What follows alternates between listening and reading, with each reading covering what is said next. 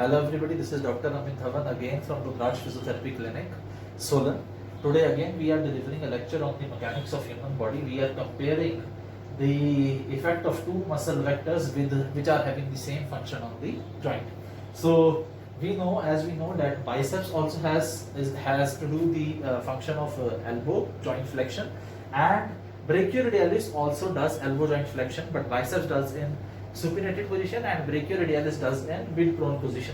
But how the location of these two muscle force vectors, which is different because biceps is inserted into the radial tuberosity, that is the proximal aspect of the radius, whereas brachioradialis is inserted into the distal aspect of the styloid process of the radius, distal aspect of the radius. But the function of those two muscles is the same, but their translatory components are totally different. Let us see. If you see, this is again diagram A. The one of the bone is representing humerus. This down bone is the radius. The elbow joint is at 70 degrees of elbow flexion.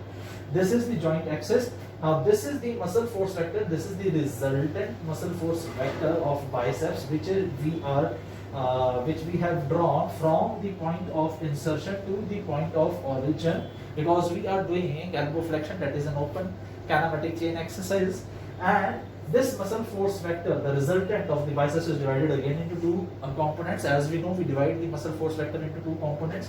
One is your force of biceps sine of theta, and one is your force of biceps cos of theta. So sine theta is a bigger component, so it is the rotatory component, as cos theta is a smaller component and it is the horizontal component or the translatory component. Now this encloses a rectangle or a parallelogram whose diagonal is the resultant. That means the direction of the force vectors drawn here is correct. So if you see, if we are lifting 10 kgs of weight in supinated position with the help of biceps, vertical component or the rotatory component is a bigger vector, Fb sin theta. It is a bigger vector, it has a larger magnitude, the length of the vector is more.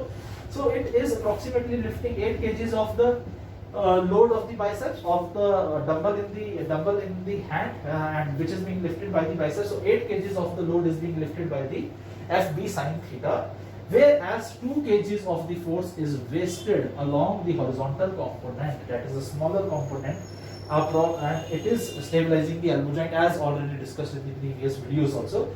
So this 2 kg component is approximating the elbow joint, and this Fb cos theta is the stabilizing component of the elbow joint.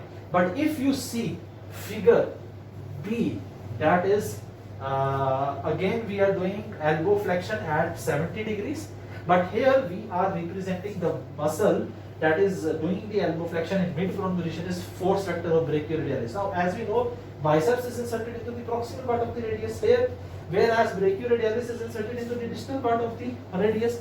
Now this in different location of the insertional points of the two muscles which are having the same function, but they are located on different aspects of the radius. How does that affect the translatory or the horizontal component or direction of the horizontal component? That is the main issue. Here the horizontal component Fb cos theta is approximately, it is running towards the joint axis. Here also the horizontal component force vector of brachioradialis is running towards the joint axis. It is also stabilizing the joint. So this horizontal component is also stabilizing the joint, elbow joint. But if you see, if we are lifting 10 kg of load with brachioradialis, so we can say approximately 5 kg of the load is being lifted by the brachioradialis by FBR sin theta, as this muscle force vector and this muscle force vector, vertical component and the horizontal component are same. They have the same magnitude, they are representing the same amount of length. Whereas if you see force vector of brachioradialis, that force vector of brachioradialis is now acting towards the joint axis, and it is also lifting a load of 5 kgs. But if you are doing heavy weight lifting with dumbbells, suppose 15 kgs, 20 kgs, 25 kgs of dumbbell, When you are doing it in supinated position, less force is being transferred to the elbow joint axis by FB cos theta, force vector of biceps, horizontal component, 2 kgs of force. So it is stabilizing 2 kgs of force is only stabilizing the elbow joint. Whereas in case of brachioradialis, when you are doing heavy weight lifting in mid-prone position, 5 kgs of the weight is distributed towards the elbow joint axis and hence stabilizing the elbow joint more properly. So if we are lifting heavy weights and we want to build up the strength of biceps, immediately we should not go with biceps in supinated position. We should try to train the clients in mid-prone position with heavy weights for 20-25 kgs, as they are having more of the elbow joint stability, because the horizontal component is lifting approximately 5 kgs of forces towards the elbow joint axis, so that the elbow joint is stabilized. So again, if we see another example, I have made again 2 different diagrams of the force vector of biceps at 120 degrees of elbow flexion, and one is the force vector of brachioradialis at 120 degrees of elbow flexion. Now both muscles are having the same function, but at 120 degrees of elbow flexion, the important thing that is to note is that force vector of biceps at 120 degrees of elbow flexion is divided into 2 components, FB sin theta and FB cos theta. Now the direction of the FB cos theta is away from the joint axis. So this is FB cos theta, that is acting away from the joint axis. The resultant is the diagonal of the rectangle. That means the direction of the force vector is totally okay. So now FB cos theta is a longer component and it is directed away. This horizontal component is the larger component and it is directed away from the joint axis. That means this is now the distractory component. So this is now the distractory component, and this is now, it can injure the elbow joint if we are lifting heavy weights at 120 degrees of elbow flexion, because if we are lifting 10 kgs of weight at 120 degrees of elbow flexion, now 4 kgs of weight is being loaded by the biceps. 4 kgs of weight is being loaded by the biceps.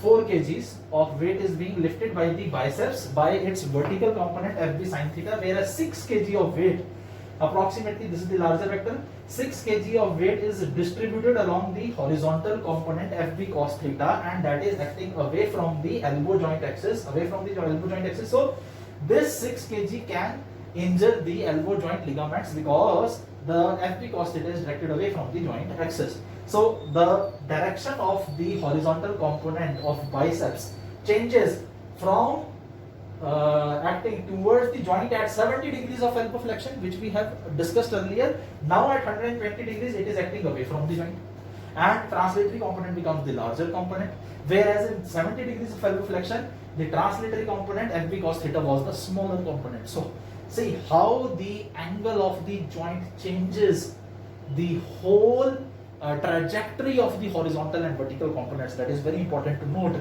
and this is very important for clinical, if we are doing manual therapy, if we are doing any sort of mobilization, manipulation techniques, we should understand these things. This is going to help us a lot. So if we see next example B, diagram B, if you see force vector of brachioradialis at 120 degrees of elbow flexion, both force vectors, biceps and brachioradialis, have the same function, elbow flexion, but at 120 degrees of elbow flexion, the biceps horizontal component is the distractory component. It is acting away from the joint axis, whereas in case of 120 degrees of elbow flexion, in case of brachioradialis, the horizontal component FBR cos theta is acting towards the joint axis. So you can see clearly it is acting towards the joint axis. The resultant is the diagonal. That means it is enclosed in a rectangle. The resultant is the diagonal. That means the direction of the force vectors is totally okay. Now here FBR sin theta is a smaller component, FBR cos theta is a larger component. If we are lifting 10 kgs of weight, 4 kgs of weight is being lifted to lift the forearm with the help of force vector of brachioradialis sin theta, that is lifting 4 kgs, whereas 6 kg of weight is lifted towards the joint axis by the horizontal component of brachioradialis, that is FBR cos theta. So it is a stabilizing component. So it is stabilizing the joint with 6 kgs. If we are lifting a force of 10 kgs with brachioradialis at 120 degrees of elbow flexion, 4 kgs of load it is carrying, and 6 kgs it is it is dividing the load towards the joint axis so that the joint is not injured and it acts as a stabilizing component. Whereas in case of biceps, same 6 kgs of force is acting away from the joint axis. Whereas in case of brachioradialis, 6 kgs of force is acting towards the joint axis to stabilize the joint. Whereas biceps can injure the joint at 120 degrees of elbow flexion if we are lifting heavy weights. This is all for today. Stay tuned with our channel, Dr. Amit Dhawan at Rudraksh Physiotherapy Clinic, Solan. Thank you all.